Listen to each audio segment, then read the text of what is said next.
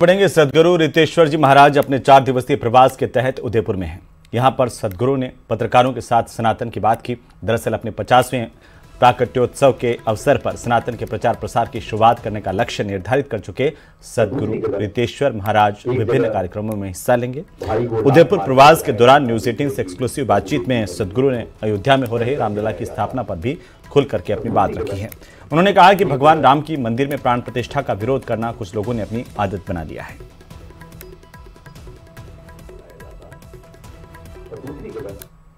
इस समय मौजूद है सदगुरु रितेश्वर जी महाराज।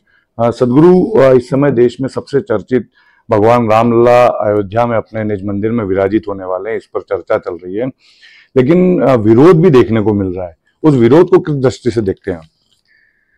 भारतीय सनातन धर्म और संस्कृति के लिए ये गौरवशाली क्षण है जब 492 साल के बाद भारत में अयोध्या में रामलला हैं।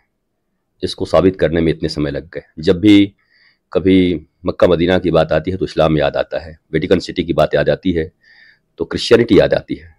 वैसे ही अयोध्या, मथुरा और काशी याद आते ही जर्मनी में बैठा हुआ आदमी भी जानता है कि ये हिंदुओं के देवता भगवान राम, कृष्ण और भोलेनाथ का जगह है। परंतु कुछ लोग ऐसे होंगे जो इसका विरोध कर रहे हैं, परंतु संपूर्ण लोग इसका विरोध नहीं कर रहे हैं, किसी भी मत के या मजहब के।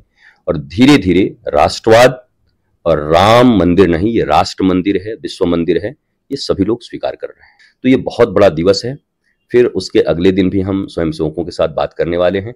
उसके अगले दिन भी 2047 में भारत कैसा होना चाहिए और कैसे होगा, इस पर भी संतों के साथ हमारा एक संत सम्मेलन है। तो 3 दिन की ये त्रिवेणी है उदयपुर में, और इस त्रिवेणी में पूरे उदयपुर और पूरे देश के लोग स्नान करेंगे। बिल्कुल। तो 3 दिन के कार्यक्रम के तहत सदगुरु रितेश्वर जी महाराज उदयपुर में हैं और भगवान रामलला अयोध्या में विराजित होने वाले हैं। इससे काफी उत्साहित हैं और प्राण प्रतिष्ठा के लिए जो पद्धति अपनाई जा रही है उसे भी पूरी तरह से सही बता रहे हैं। कपिल श्रीमाली, न्यूज 18 उदयपुर। तो एनसीपी शरदगुट के नेता जितेंद्र आव्हाड के विवादास्पद बयान पर हंगामा तेज हो गया है। बयान के खिलाफ मुंबई समेत महाराष्ट्र के कई इलाकों में बीजेपी सड़कों पर उतर आई है। बीजेपी नेता राम कदम ने मुंबई के घाटकोपर थाने पहुंच करके जितेंद्र आव्हाड के खिलाफ पुलिस में शिकायत दर्ज करवाई है।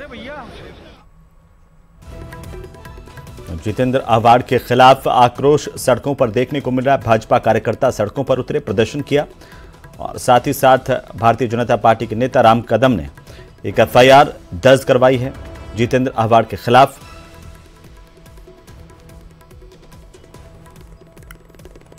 क्या कंप्लेंट की है सर आपने? ये आप क्या बताना चाहेंगे? देखिए कि ये कंप्लेंट की कॉपी है, और यदि आप देखें तो श्रीमान आव्हाड जी ने जिस प्रकार से हमारी हिंदू धर्म के भावनाओं को आहत किया है, क्या लगा होगा हमारे संतों को, महंतों को, क्या लगा होगा हमारे साधुओं को, जिसकी आस्था श्रद्धा राम भक्त है, उनको क्या लगा होगा? मैं सवाल पूछना चाहता हूं श्रीमान शरद पवार जी से और आव्हाड जी से, मुझे पूरे देश में एक मंदिर दिखाए जिस मंदिर में भगवान को चढ़ने वाला भोग मांसाहार का चढ़ता है कोई मंदिर? यदि अपने घर में नवरात्रि का त्योहार हो या कोई धार्मिक विधि विधान हो, कोई पूजा अर्चना हो, तो उस दिन मांसाहार करने वाला व्यक्ति विशेष भी मांसाहार नहीं करता।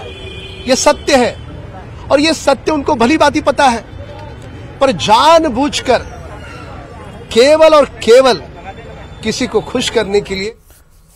तो वहीं जितेंद्र आव्हाड ने अपने विवादित बयान को लेकर के माफी मांगी है। उन्होंने कहा कि मैं खेद व्यक्त करता हूं कि मेरे बयान ने लोगों की भावनाओं को आहत किया है।